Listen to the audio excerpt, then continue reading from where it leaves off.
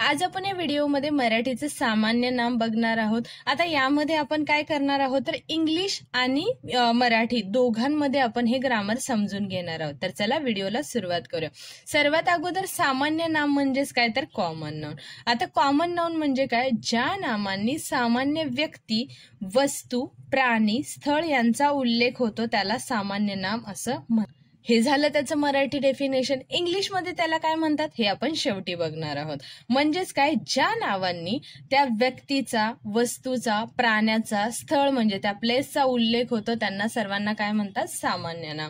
आता सामान्य नाम जर पेपरमध्ये विचारलं तुम्हाला की याच्यातलं सामान्य नाम ओळखा, तर तुम्ही कसं ओळखणार आहात हे बघणार आहोत।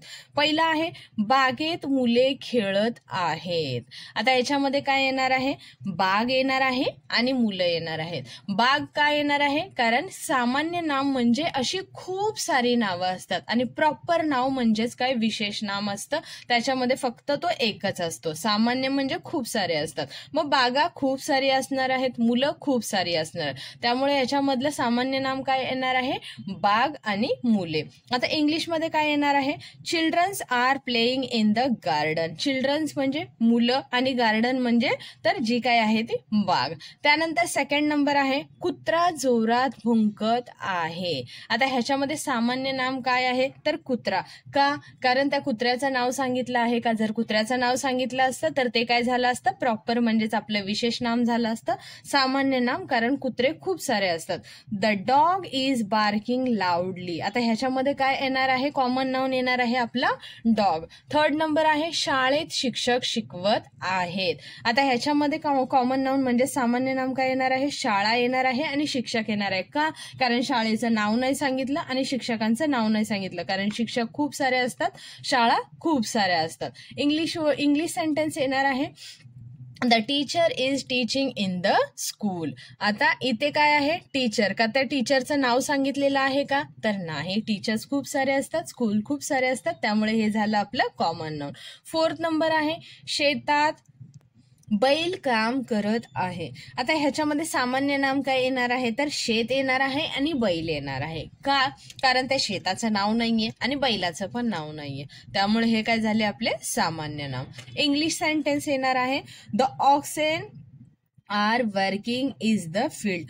ऑक्स येणार आहे म्हणजे बैल आणि फील्ड किंवा फार्म पण येऊ शकतं, तर हे काय येणार आहे, त्याचं नाव सांगितलेलं आहे का, तर नाही, खूप सारे फील्ड असू शकतात, खूप सारे ऑक्स असू शकतात, म्हणून हे कशामध्ये जाणार आहे, कॉमन नाउन मध्ये। त्यानंतर फिफ्थ नंबरचा सेंटेन्स आहे मुलं शाळेत जात आहेत। आता मुलं सांगितलं आहे, त्याच्यामध्ये नावं नाही सांगितले की सोहन, रोहन, मयूर, ही जर मुलं सांगितलं असतं तर ही काय झाली असते, आपली प्रॉपर नाउन म्हणजेच विशेष नावं झाली असती, पण मुलं म्हटलेलं आहे म्हणजे मुलं खूप सारी असणार आहेत, म्हणून हे होणार आहे आपलं सामान्य नाम।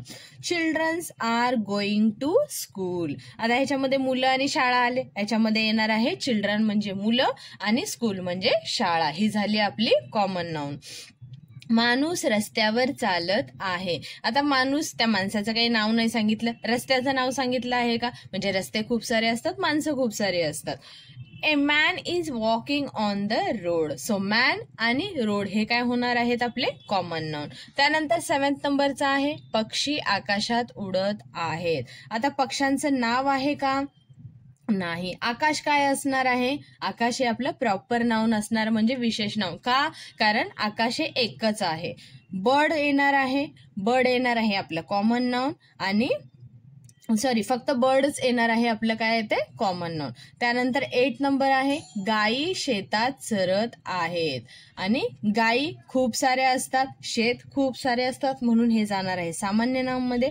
Cows are grazing in the field म्हणजे गायी काय करत आहेत तर शेतात चरत आहेत, तर ह्याच्यामध्ये येणार आहे काउज आणि फील्ड। त्यानंतर 9th नंबर आहे मुलगी खेळ खेळत आहे। मुलीचं नाव सांगितलं आहे का, नाही। खेळाचं नाव सांगितलं आहे का, नाही, म्हणजे ती काही कबड्डी खेळते, खो खो खेळते आहे, भातुकली खेळते आहे, काय सांगितलं आहे का, तर नाही, म्हणून काय होणार आहे, मुलगी आणि खेळ हे आपलं सामान्य नाम होणार आहे आणि गर्ल आणि गेम हे होणार आहे आपलं कॉमन नाउन। त्यानंतर आहे आपला लास्टचा 10th नंबर, विद्यार्थी पुस्तक वाचत आहेत. आता विद्यार्थी खूप सारे असणार आहे. बुक्स कोणतं वाचतंय त्याचं काही नाव नाहीये, त्यामुळे खूप सारे बुक्स असणार आहे. सो हे काय होणार आहे आपलं सामान्य नाव.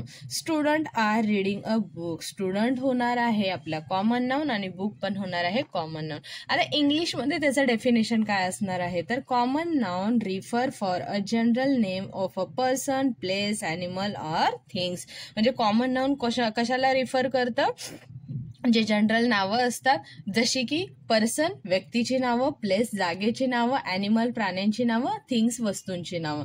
सो ह्याला जो रिफर करतो त्याला काय म्हणतात, कॉमन नाउन. अशा प्रकारे जर तुम्हाला कॉमन नाउनचे एक्झाम्पल फाइंड आउट करायला आले तर तुम्ही करू शकता किंवा लिहा म्हटले तरी लिहू शकतात. आय होप तुम्हाला हा व्हिडिओ आवडला असेल. जर व्हिडिओ आवडला असेल तर चॅनलला नक्की लाईक आणि सबस्क्राईब करा. भेटूया अशाच एका पुढच्या व्हिडिओमध्ये. तोपर्यंत बाय बाय.